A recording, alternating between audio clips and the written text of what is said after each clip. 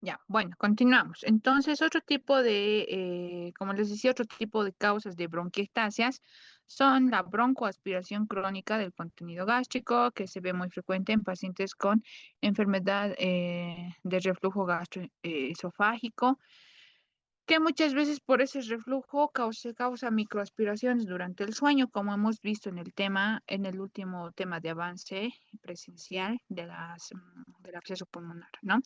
Muchas veces esta microaspiración del reflujo gastroesofágico, al ser en pequeñas cantidades, no llegan a producir una neumonía necrotizante como tal o un absceso. Entonces se queda muchas veces en inflamación bronquial que se vuelve constante por la constante también o broncoaspiración, lo que ocasiona con el paso de tiempo bronquiectasis. Entonces, una causa de las bronquiectasis también es el ERGE. Inhalación de gases tóxicos o amoníacos, pacientes que constantemente están inhalando estas cosas, como por ejemplo pacientes que trabajan con algún químico, pacientes que trabajan en la mina, van desarrollando este tipo de problemas, las bronquiectasias. Respuesta inmunitaria intensa, como sucede en este hongo que es el aspergillus, la aspergillosis alérgica, ¿no? Que produce a nivel bronquial más que todo una inflamación que se vuelve constante, ocasionando bronquiectasias. La colitis ulcerosa, la artritis reumatoide y el síndrome de Sjögren por alteraciones más que todo inmunológicas que pueden producir a nivel de los bronquios.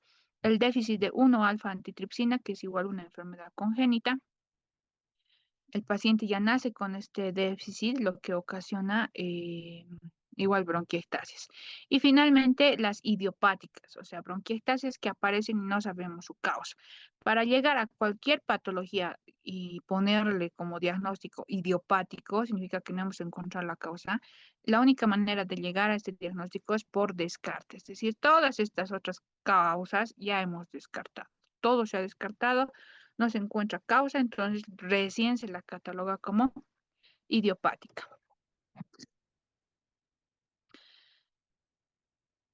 Dentro de las manifestaciones clínicas, primero va a haber, el paciente va a tener el antecedente de infecciones respiratorias a repetición que les va a contar al momento de estar elaborando la historia clínica y al momento de estar interrogando antecedentes, la enfermedad actual y demás. Entonces, lo principal para hacer el diagnóstico de las bronquiectasias siempre es, así como cualquier otra enfermedad, siempre es la historia clínica bien elaborada, detalladamente y minuciosamente. Entre uno y otro episodio los enfermos pueden estar asintomáticos, es decir, estar en un proceso infeccioso una semana, 2 semanas, luego pueden ceder sus síntomas y luego nuevamente presentar otro tipo de infección, ¿no? O también pueden presentar una expectoración crónica mucosa purulenta que ya es permanente. Todo el tiempo están tosiendo y expectorando. La expectoración hemoptoica también es característica por lo que habíamos analizado dentro de la patogenia, que por la destrucción, el daño mucociliar y la destrucción del tejido de los bronquios, se produce daño a los vasos que están irrigando los bronquios, lo que va a ocasionar escape de sangre hacia la luz bronquial y lo que va a ocasionar muchas veces expectoración hemoptoica y también hemoptisis. Puede llegar a la hemoptisis. Hiperreactividad bronquial, disnea, astenia, pérdida de peso. Todo esto son originados por procesos infecciosos graves o varios episodios de bronquitis en su vida, ¿no? Las agudizaciones nos van a dar expectoración más viscosa, más purulenta, aumento de la disnea, sibilancias, o sea, el paciente puede tener estos síntomas ya de forma crónica. Sin embargo, a veces estos pacientes con bronquitis ya están ya tanto tiempo que están con estos síntomas que ya para ellos se vuelve normal, pero las agudizaciones y en los momentos en los que realmente amerita Internación es cuando hay hemoptisis, por ejemplo, porque un paciente con hemoptisis se asusta botar tanta sangre y la hemoptisis es algo, es una emergencia, ¿no? Puede llegar a fallecer el paciente con hemoptisis. Dolor pleurítico, astenia, fiebres, sibilancias, aumento de la disnea y aumento de la expectoración, que es más viscosa y más purulenta. A la exploración física vamos a encontrar estertores crepitantes a nivel en el examen físico pulmonar. Podemos encontrar también roncos y sibilancias por la obstrucción de los bronquios que está habiendo por la mucosidad. Puede haber roncos y sibilancias, acropaquias, que son los dedos en palillo de tambor, que es característico de los pacientes con hipertensión pulmonar. Y sabemos que la hipertensión pulmonar es secundaria a una patología respiratoria crónica en la mayoría de las veces, ¿no? Tiene otras causas también, pero en este caso vamos a mencionar a la patología respiratoria como causa de hipertensión pulmonar. Y los dedos en palillo de tambor que nos tiene que llamar la atención y hacer buscar patologías respiratorias crónicas. Insuficiencia respiratoria, col pulmonar crónico, malnutrición, que ya son complicaciones de la patología como tal.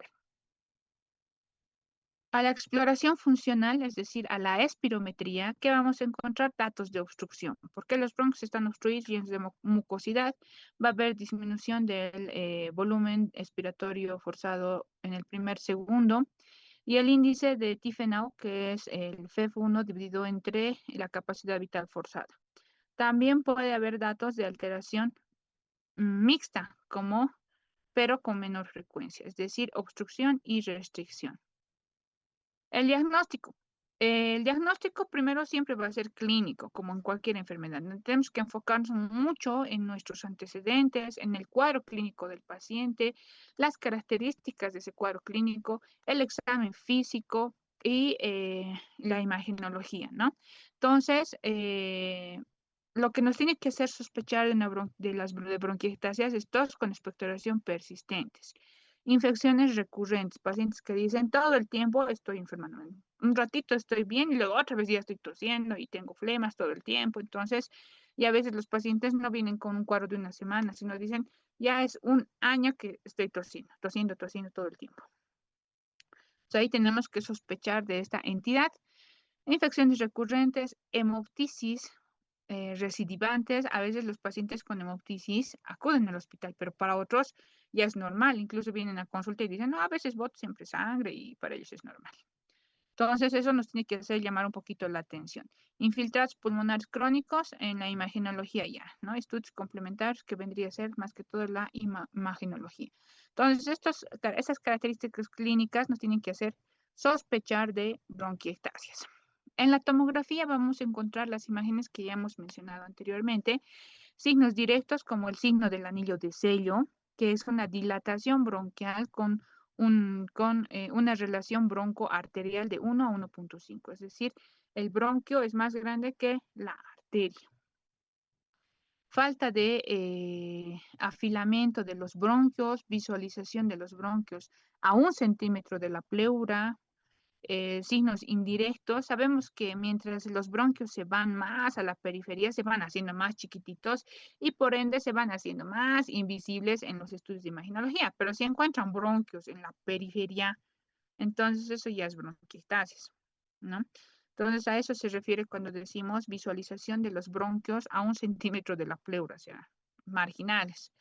Signos indirectos está el engrosamiento de la pared bronquial, pérdida del volumen lobular, el pulmón se va haciendo más chiquito, patrón en mosaico, nódulos de árbol en brote, el árbol en brote es estito.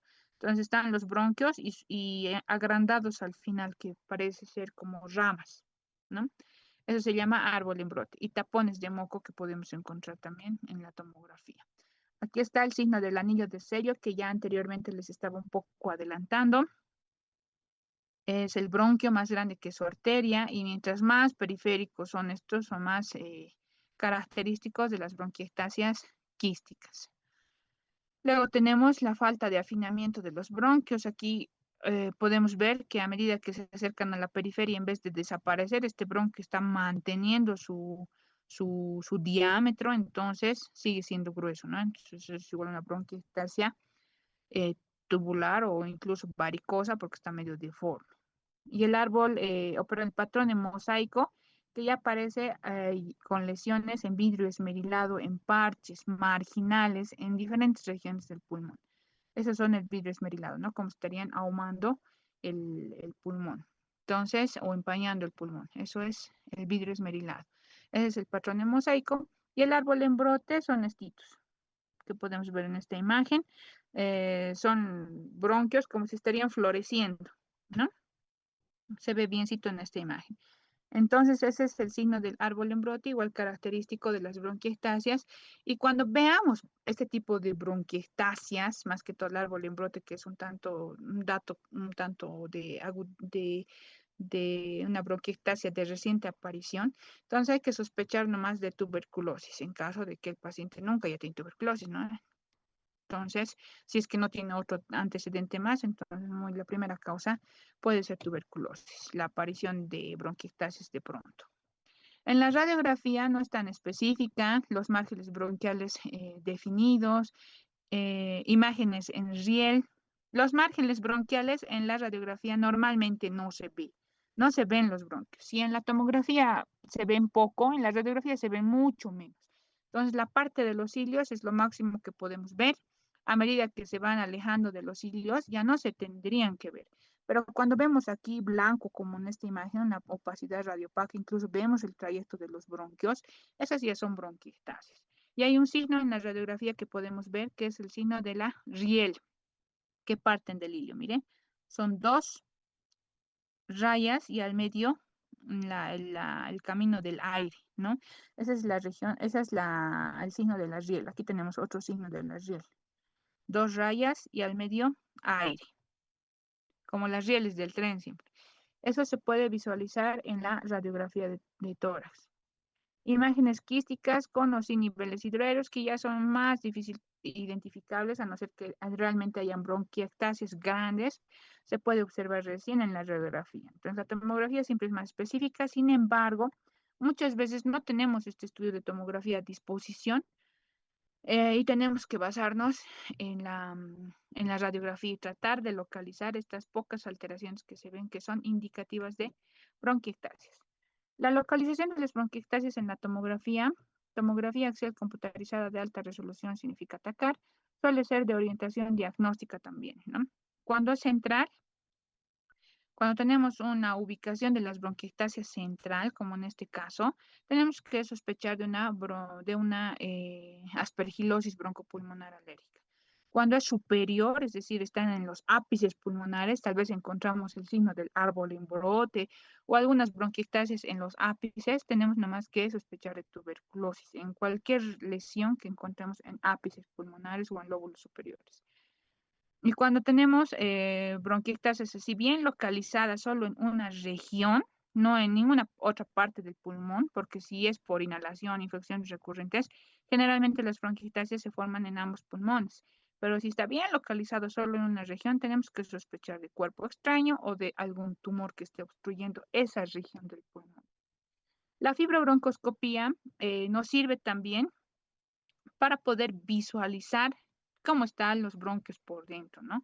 Y más que todo para poder localizar la hemoptisis en caso de que mi paciente haya tenido hemoptisis para determinar el lugar de sangrado, alguna sospecha de tumoración también, disinesia ciliar, toma de biopsias para ver la causa de esa disinesia ciliar, investigación bacteriológica, es decir, si es que el paciente no logra recolectar expectoración, pues entramos con fibrobroncoscopía y hacemos lavados para sacar esas secreciones y mandar al laboratorio con fines de cultivo bacteriológico. Y en caso de que no haya respuesta al tratamiento efectuado, también podemos hacer la fibrobroncoscopía para ver qué alteraciones nos encontramos por dentro de los bronquios. El tratamiento siempre es aliviar las manifestaciones clínicas del paciente. Entonces, una vez que el paciente ya tiene bronquiectasias, no se van a resolver y eso también hay que explicarles y hay que explicarles la causa probable de esas bronquiectasias. Muchas veces el paciente con este tipo de características va de un médico a otro médico y le dan uno que otro medicamento todo el tiempo y él dice, no me hace nada, todo el tiempo estoy tosiendo y botando flemas, nadie me cura. Y bueno, lamentablemente llega al neumólogo y el neumólogo le dice, ya no se va a curar. va a toser todo el tiempo porque tiene sus alteraciones y así, bueno, el paciente ya no reclama, ¿no? Se queda tranquilo y se resigna a estar con su tos.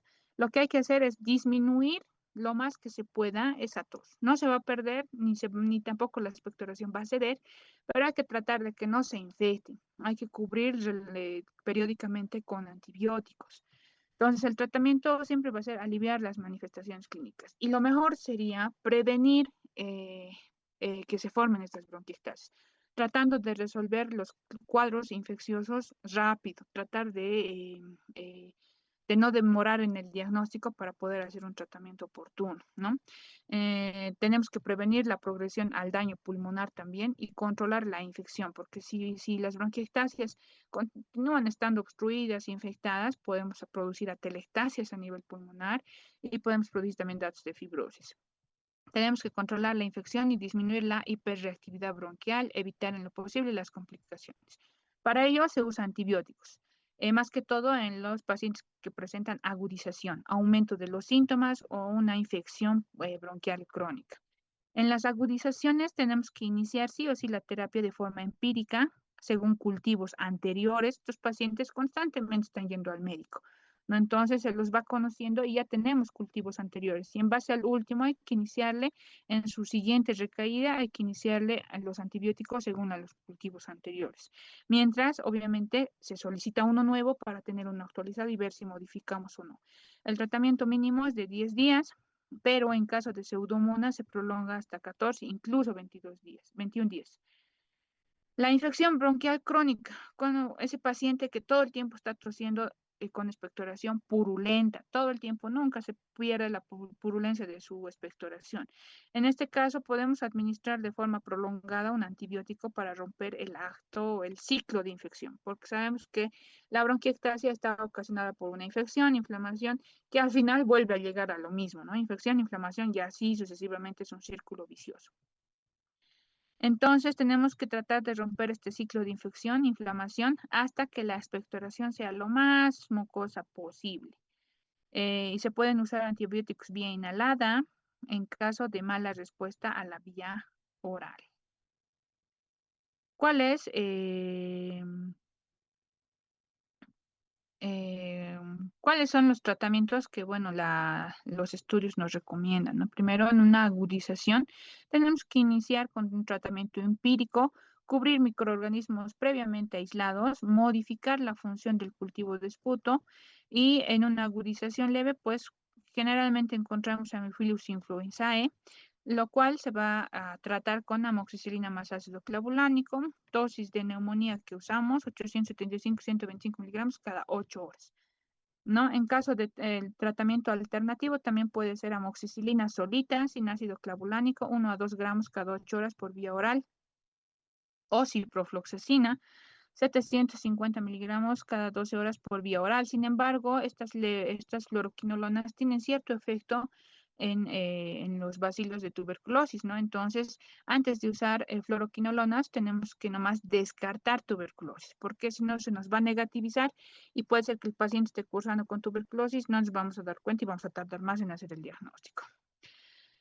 Eh, Acitromicina también se puede usar 500 miligramos cada 24 horas por vía oral. La duración en una agudización leve pues puede ser de 10 a 21 días, excepto con la acitromicina, con la que solo se recomienda mantener el tratamiento de 3 a 5 días. No se hace más días de tratamiento con acitromicina, porque la acitromicina es un medicamento de reserva. Actúa, le das un día y 2 días más te está actuando. Entonces no es necesario hacer más tiempo. En caso de estafilococos aureus, podemos usar la cloxacilina en una dosis de 500 a 1000 miligramos cada 6 horas por vía oral, o también podemos usar la amoxicilina más ácido clavulánico en la dosis habitual cada 8 horas por vía oral.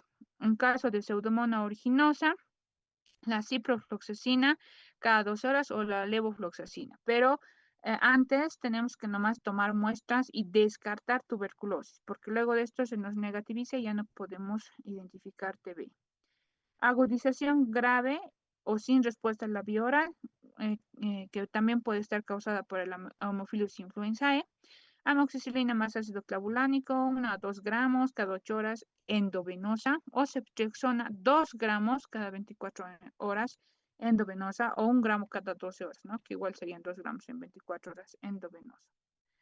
Y así tenemos para diferentes gérmenes como la Pseudomonas aeruginosa, en donde podemos utilizar ceftazidima, 2 gramos en una agudización más grave, ¿no?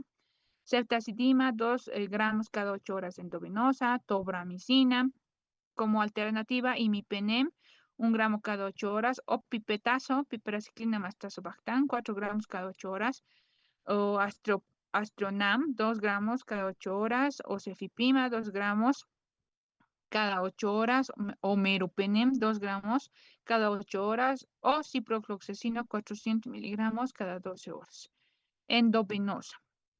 Y eso podemos sumarlo a amoxicilina o amicacina, 15 a 20 miligramos por kilogramo peso, cada 24 horas endovenosa.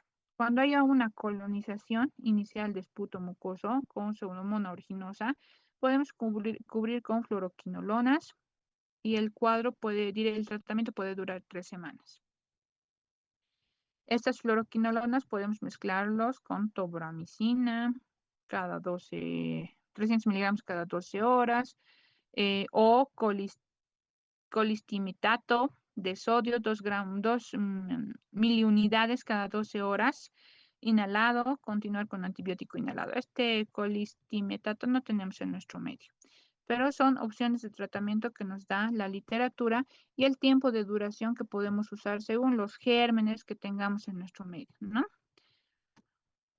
Y aquí tenemos más en una infección bronquial crónica, por ejemplo, por Haemophilus influenzae, medicamentos y alternativa que podemos usar, cuánto tiempo, Staphylococcus aureus, lo mismo, Pseudomonas aeruginosa, Burkholderia cepacia, es muy raro esta bacteria, más que todo en fibrosis quística aparece la cepacia, y las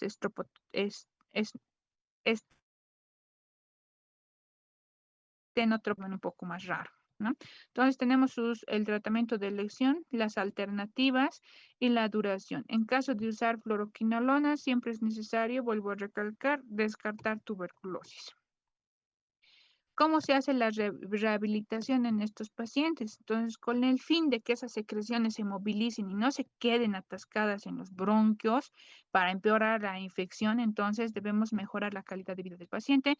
Tenemos que hacer que elimine estas secreciones haciendo fisioterapia, ¿no? Es aconsejable fisioterapia 1 a 3 sesiones de 15 a 30 minutos por día.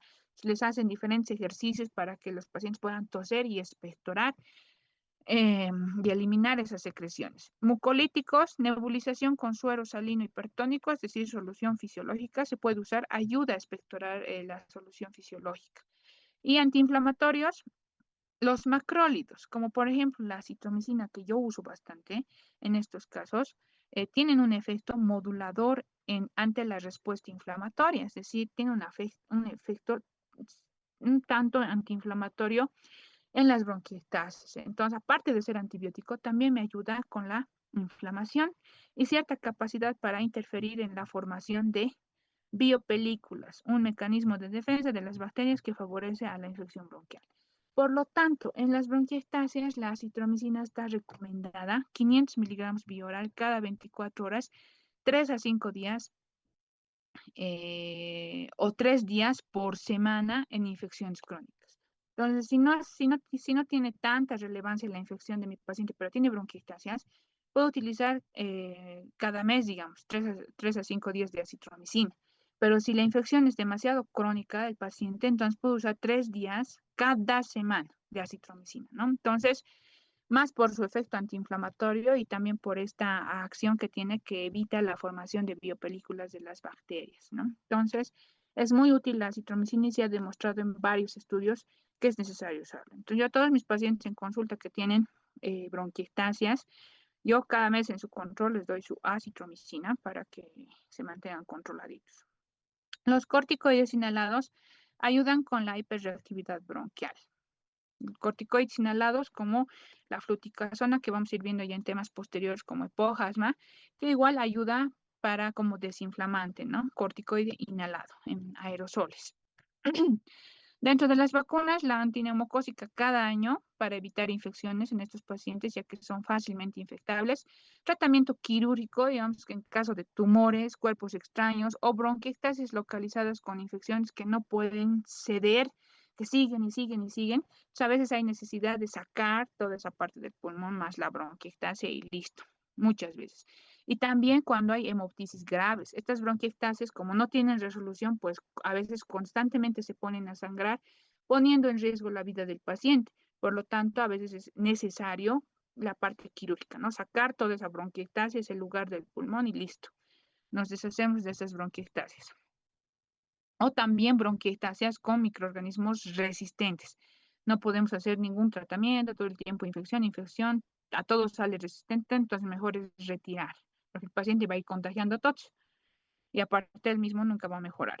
Dentro de las complicaciones tenemos la insuficiencia respiratoria crónica con oxigenoterapia domiciliaria, hemoptisis, que se debe usar antibióticos y evitar inhaladores en caso de hemoptisis. Y fisioterapia, vamos a ir avanzando ya en el tema de hemoptisis, de que a un paciente con hemoptisis nunca se le debe movilizar, ¿no? Entonces tenemos que ayudarle con antibióticos, pero evitar inhaladores porque le puede hacer toser, evitar fisioterapia, tratar de embolizar las arterias sangrantes mediante acto quirúrgico, ¿no? Y otra complicación es la malnutrición. Y eso, bueno, tenemos que solicitar nomás colaboración con la unidad de nutrición. ¿Cómo es la evolución de estos pacientes? Depende de la enfermedad subyacente, ¿no? De lo que haya originado estas bronquiectasias, de la extensión de las lesiones y de la repercusión funcional respiratoria. Sea cual sea la causa, todas las bronquiectasias son susceptibles a colonizarse, es decir, a volverse infectadas todo el tiempo, ocasionar una importante respuesta inflamatoria con progresión del daño al parénquima pulmonar con declinación de la función pulmonar. La insuficiencia respiratoria crónica, como el cor pulmonar crónico y la hipertensión pulmonar, son factores de mal pronóstico que al paciente ya le van empeorando poco a poco. ¿Tienen alguna pregunta? Hasta ahí sería el tema.